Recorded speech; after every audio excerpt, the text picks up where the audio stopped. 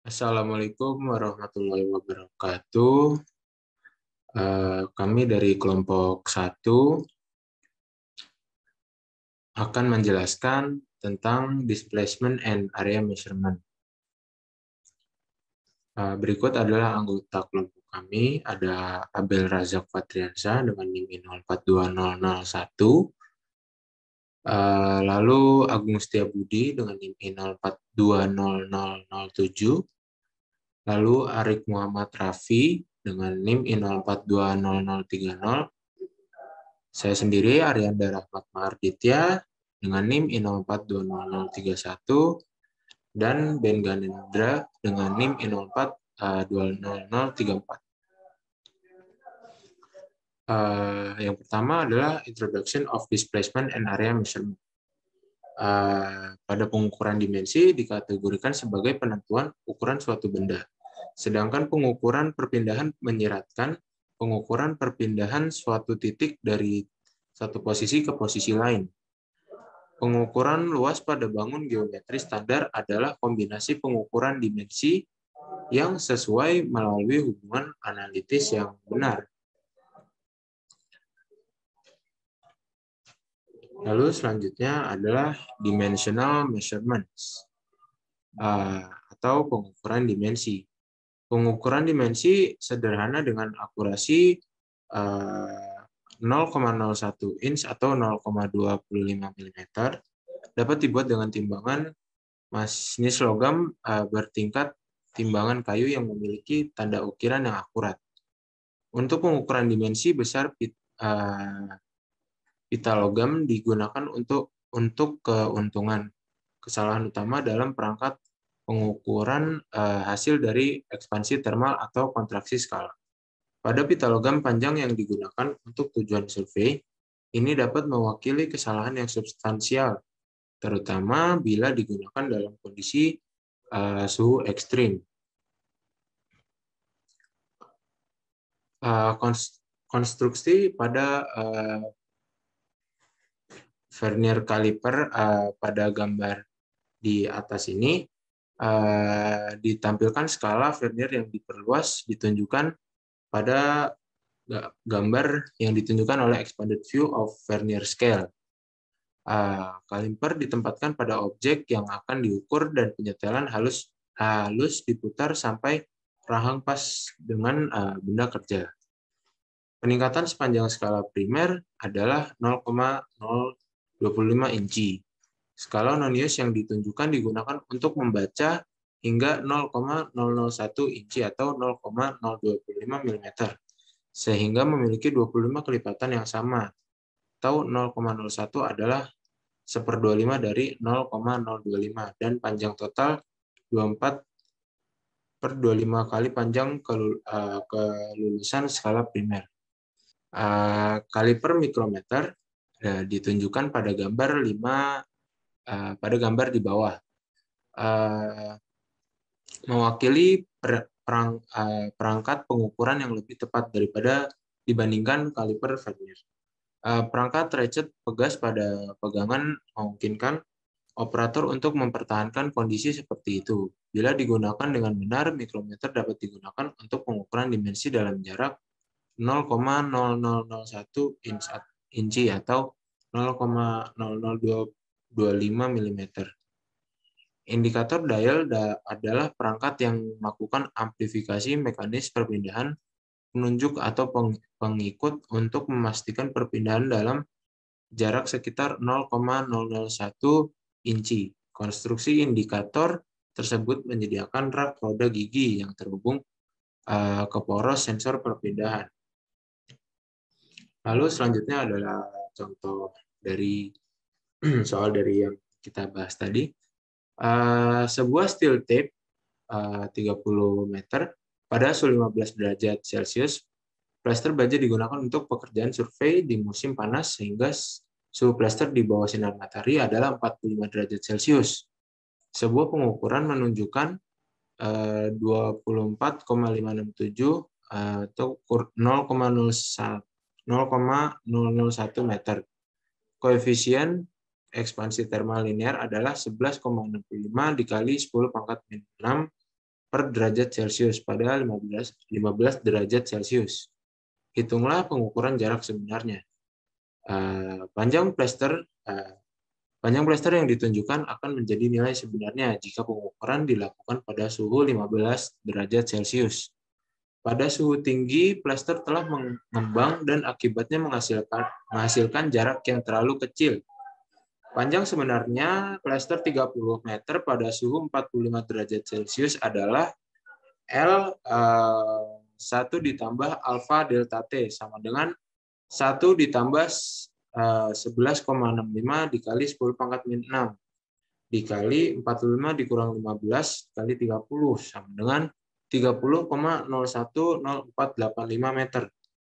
Panjang sebenarnya seperti itu akan ditunjukkan sebagai 30 meter. Bacaan yang benar untuk situasi di atas adalah 24,567 dikali 1 ditambah 11,65 dikali 10 pangkat min 6 dikali 45 dikurangi 15 sama dengan 24,576 meter. Selanjutnya akan dijelaskan oleh rekan saya. Baik, materi berikutnya adalah gauge block. Nah, apa itu gauge block? Nah, di sini gauge block diartikan sebagai sebuah batang logam yang memiliki panjang atau dimensi yang standar, panjang, lebar, dan ketebalannya. Nah, pada umumnya gauge block itu terbuat dari material logam baja. Nah, permukaan dari gauge block ini memiliki permukaan yang sangat halus ya dan sangat rata karena memang permukaan dari gauge block ini sebelumnya harus dipoles terlebih dahulu ya, sehingga permukaannya memiliki tingkat kerataan yang mendekati sempurna.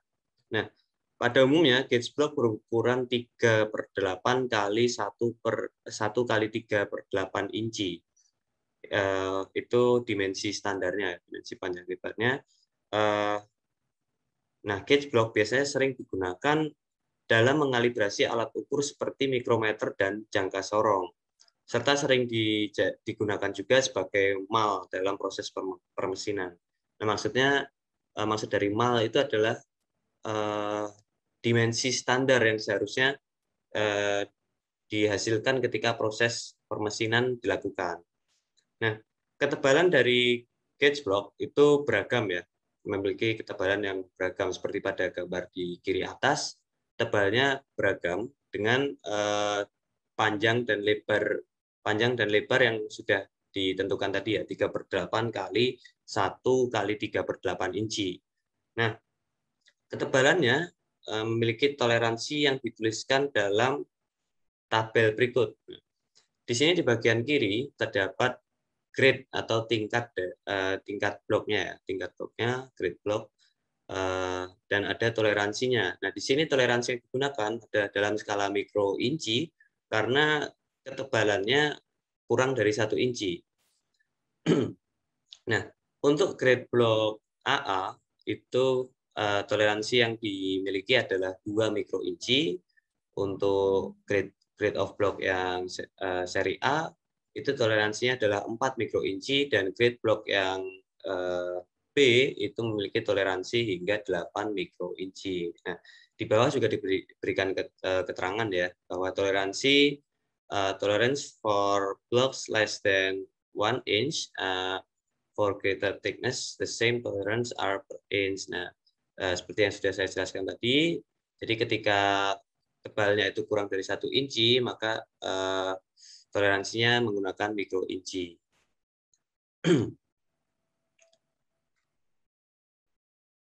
Nah, gauge block dirancang dengan ketebalan tertentu, sehingga ketika sebuah blok ditumpuk dengan blok-blok lainnya dengan beragam dimensi antara 0,1 inci hingga 8 inci dengan increment 0,0001 inci. Nah, penumpukan gauge block dinamakan dengan proses peremasan atau ringing. Nah,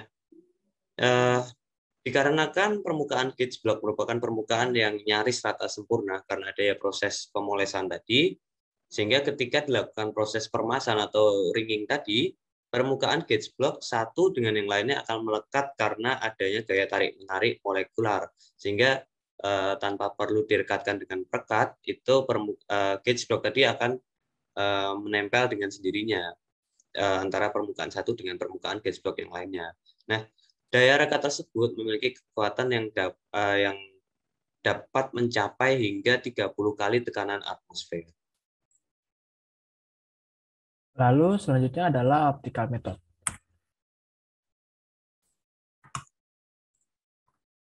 Jadi, metode optik untuk mengukur dimensi didasarkan pada prinsip interferensi cahaya. Interferensi cahaya ini, sebagai yang pernah kita pelajari, adalah keadaan saat dua gelombang cahaya atau lebih berpadu dan membentuk gelombang cahaya gabungan. Cara terjadinya interferensi cahaya ini adalah gelombang-gelombang cahaya berasal dari sumber yang koheren, sehingga amplitudo, panjang gelombang, dan frekuensi yang sama, serta beda fase yang selalu tetap. Interferensinya memiliki dua fase, yaitu fase konstruktif dan fase destruktif.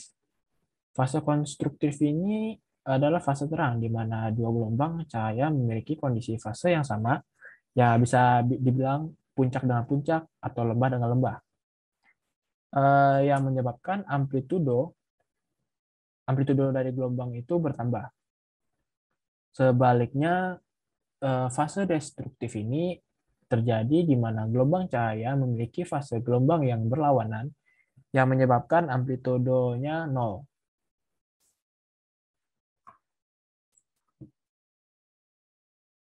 Lalu instrumen berdasarkan prinsip ini atau interferensi disebut dengan interferometer dan digunakan untuk kalibrasi block gauge dan standar dimensi lainnya. Instrumen optik yang digunakan ini ada mikroskop, teleskop, dan transit surveyor konvensional yang digunakan untuk pengukuran jarak jauh. Oke. Selanjutnya, kita mari terapkan prinsip interferensi untuk pengukuran divisional. Perhatikan dua lempeng paralel yang ditunjukkan dalam gambar di atas. Pelat yang di atas adalah transparan. Sinar cahaya paralel A dan B diproyeksikan pada piring dari sumber collimating yang sesuai. Jarak pemisah antara piring D diasumsikan cukup kecil. Jadi balok yang dipantulkan A memotong balok B yang masuk pada titik P. Karena balok reflected telah melakukan perjalanan lebih jauh dari balok B dengan jarak 2D, itu akan menciptakan gangguan pada titik P jika jarak inkremental ini adalah kelipatan ganjil dari lambda per 2. Jika jarak 2D adalah kelipatan lambda per 2, balok yang dipantulkan akan menambah balok B. Dengan demikian, untuk 2D yaitu lambda per 2, 3 lambda per 2, dan seterusnya, layar S tidak akan mendeteksi cahaya yang dipantulkan. Sekarang, pertimbangkan dua pelat yang sama, tetapi biarkan mereka dimiringkan sedikit sehingga jarak antara pelat adalah variabel. Sekarang, jika seseorang melihat sinar cahaya yang dipantulkan, cahaya alternatif daerah gelap akan muncul di layar, menunjukkan variasi dalam jarak lempeng. Garis atau wilayah gelap disebut pinggiran, dan perubahan jarak pemisahan antara posisi dua pinggiran sesuai dengan delta per 2D sama dengan lambda per 2. Prinsip interference menawarkan cara yang nyaman untuk mengukur cacat permukaan kecil dan untuk mengkalibrasi block gauge.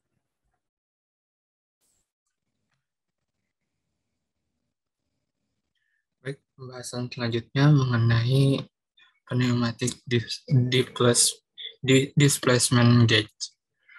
Nah, jadi sebelumnya pneumatik ini ialah suatu sistem yang digerakkan menggunakan tekanan udara.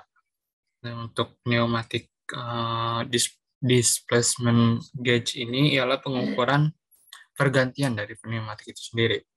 Oke, langsung aja next untuk memperjelas. Nah, di sini ada pneumatic displacement device atau alatnya, perangkat yang digunakan. Dalam perangkat ini, udara akan disuplai dengan tekanan P1 melalui lubang dan melalui lubang,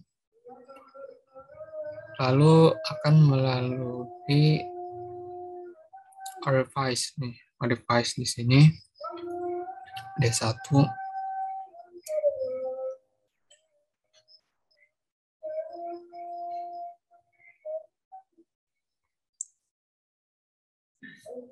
Lalu pemisahan jaraknya antara X akan diatur oleh orifice di P2 di sini.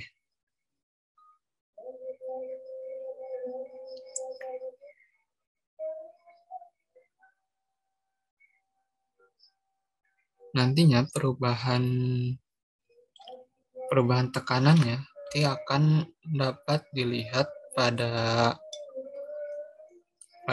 P2. Dengan demikian, pengukuran tekanannya ini akan mungkin diambil dari sebuah indikator jarak pemisah X. Ini akan menjadi indikator di sini X. Untuk analisis dari perangkat ini sendiri akan diperoleh Q sama dengan CA akar delta P, di mana C di sini ada discharge koefisiennya, ada koefisiennya. Lalu A di sini ada areanya, dan P di sini, delta P itu tekanan yang terjadi. Maaf sebelumnya. Nice. Oke. Nah, untuk rumus yang di bawah di sini R itu rasio. Nah, rasio ini didapatkan karena tadi ada di gambar sebelumnya. Nah, di sini ada D1, ada juga D2. Nah, sehingga nantinya rasionya akan berbentuk P2 min PA. Tadi ada PA ya. Di sini PA-nya. Nah, per P1 min PA sama dengan 1,10 dikurangi 2 dalam kurung D2 per D1 kuadrat dikalikan X.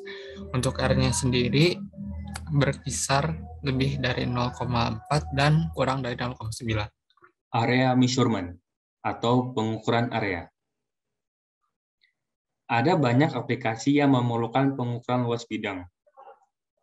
Penentuan grafis dari area plot survei dari peta, integrasi fungsi untuk menentukan area di bawah kurva, dan analisis plot data eksperimen, semuanya dapat bergantung pada pengukuran area bidang.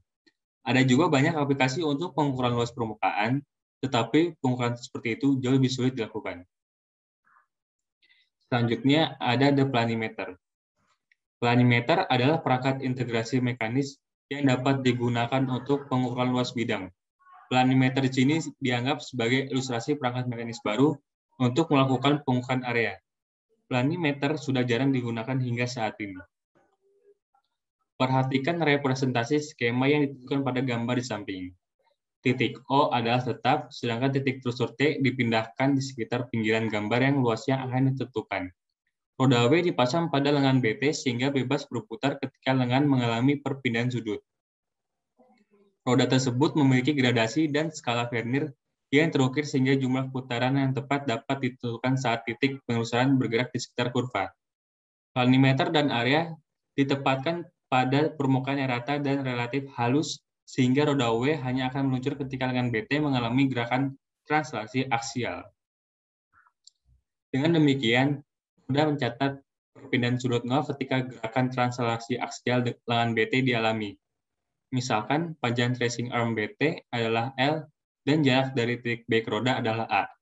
Diameter roda adalah D, jarak OB diambil sebagai R.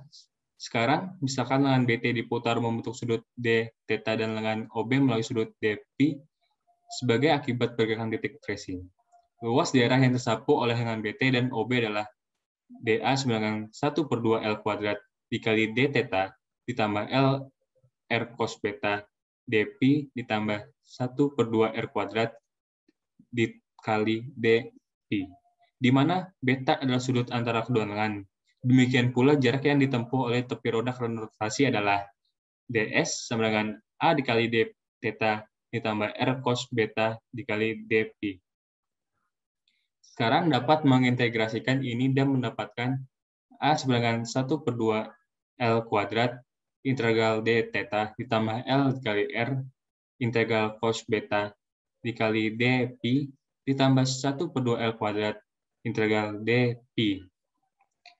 S sama dengan A integral D theta ditambah integral R cos beta dikali dP. Dengan demikian, integral R cos beta dikali dP sama dengan S dikurang A dikali D theta.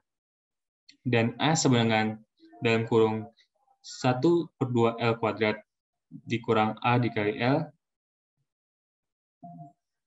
dikali integral D theta ditambah L dikali S ditambah 1/2 R kuadrat integral dP. Jika kutub berada di luar area adalah A sama dengan LS, dan jika kutub berada di dalam area adalah A sama dengan L dikali S ditambah dalam kurung R kuadrat ditambah L kuadrat dikurang 2 dikali L dikali P. Rumus terakhir menunjukkan luas lingkaran 0, yaitu luas yang akan disapu oleh titik tracing ketika titik pivot berada di dalam area dan pembacaan roda adalah 0. Instrumen yang dijelaskan di atas disebut planimeter kutub. Baik, selanjutnya mengenai graphical and numerical methods for area measurement. Jadi, grafik dan metode numerik untuk pengukuran area. Jadi, terdapat sebuah metode pengukuran luas, di mana itu dapat menempatkan gambar pada koordinat kertas dan menghitung angka dari kotak tertutup dengan sesuai. Nah, di sini ada contoh dari grafiknya itu sendiri. Ada Y0, Y1, lalu Y2. Ada perubahan Y1 ke Y2 di sini adalah delta X. Begitu pula di perubahan Y2 ke Y3 di sini ada delta X juga. Di sini YN-nya dan di sini YN1 dengan di akhirnya. Lalu di sini ada rumus area sama dengan sigma Y dx.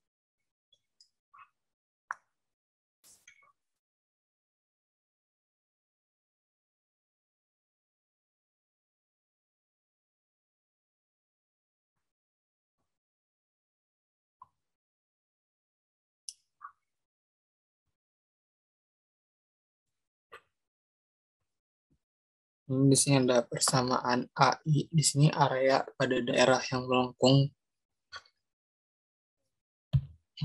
Nah, ini ada daerah lengkungan di sini. AI itu sama dengan YM dalam kurung X1 plus 1 dikurangi XI plus 1 dikurangi XI atau sama dengan delta X dalam kurung YI plus 1 plus YI per 2.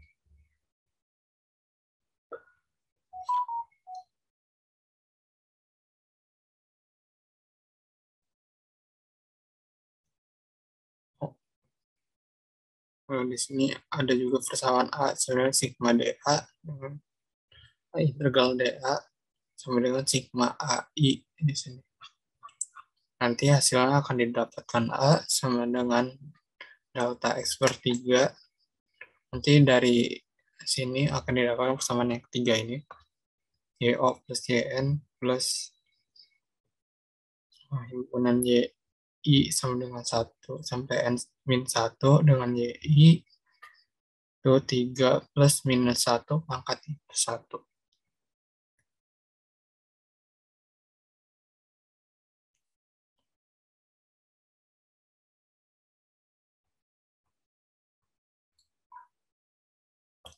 Sebelumnya mana? Nah, persamaan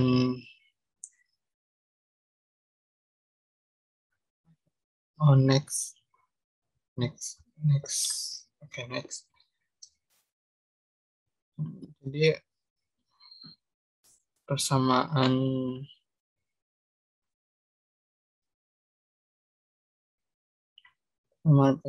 ini, persamaan yang ada di bawah kurva fx dan y sama dengan 0 itu akan menghasilkan nilai-nilai pada kurva tadi awal ditunjukkan itu untuk menghasilkan tujuan yang diinginkan. Hasil yang mungkin menjadi diperoleh akan diproses melalui rumus dengan mengeksekusi penjumlahan melalui nilai-nilai dari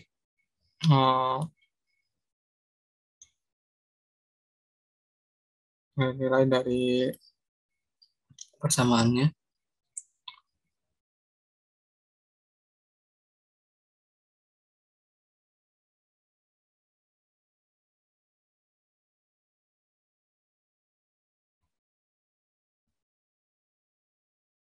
Lalu dalam materi ini juga terdapat aturan trapesium, di mana diperoleh untuk memasukkan koordinat dari kurva yang lurus dengan garis, sedangkan hasilnya nanti akan diberikan oleh suatu persamaan.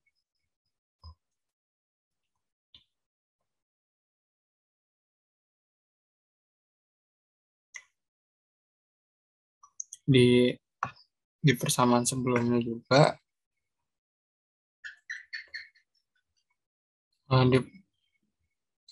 diperoleh penggabungan 3 titik. Persamaan sebelumnya dari persamaan ini diperoleh penggabungan 3 titik di sini.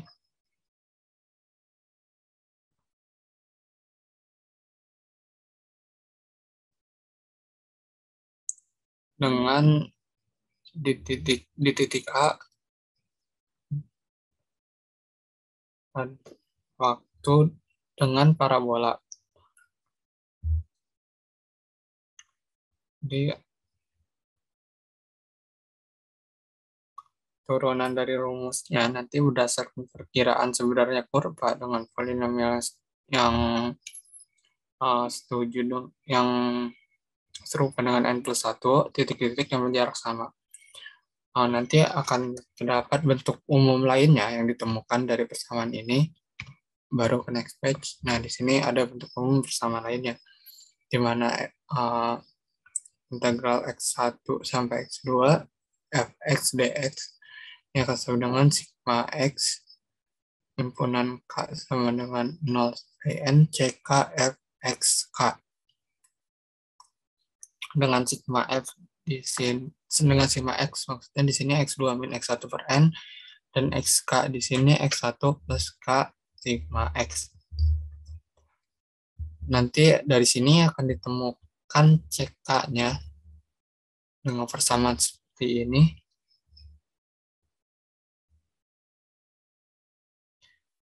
Sehingga nantinya variabel s akan ditemukan dengan s sama dengan x min x1 per n. Baik, di materi berikutnya adalah materi surface area ya. Nah, di sini saya akan membahas mengenai persamaan-persamaan apa saja yang digunakan di dalam surface area. Nah, yang pertama adalah persamaan umum dari permukaan. Nah, di sini dilambangkan dengan Z ya. Z sama dengan F X, Y. Nah, kemudian ada persamaan umum dari luas permukaan yang dilambangkan dengan A ya. Dan di sini persamaannya adalah A sama dengan integral lipat 2 dari do Z dibagi dengan do X kuadrat ditambah dengan do Z per do Y kuadrat ditambah 1 dx dy. Nah, di sini pengintegralan dilakukan 2 kali, yaitu terhadap X dan juga terhadap Y. Selanjutnya, apabila fungsi tidak diberikan tetapi nilai spesifik dari Z diketahui untuk perubahan kenaikan pada X dan Y, pada kenaikan di X dan Y dilambangkan dengan delta X dan delta Y. Sementara nilai Z dilambangkan Z pangkat P per N, di mana N melambangkan kenaikan X dan P melambangkan kenaikan Y. Dengan demikian dapat diperkirakan sebagai berikut. Do Z per do X setara dengan Z pangkat P per N tambah plus 1 dikurang Z pangkat P per N per delta X. Dan do Z per do Y setara dengan Z pangkat P plus 1 per N dikurangi Z pangkat P per N per delta Y. Terima kasih atas perhatiannya. Kurang lebihnya mohon maaf. Wassalamualaikum warahmatullahi wabarakatuh.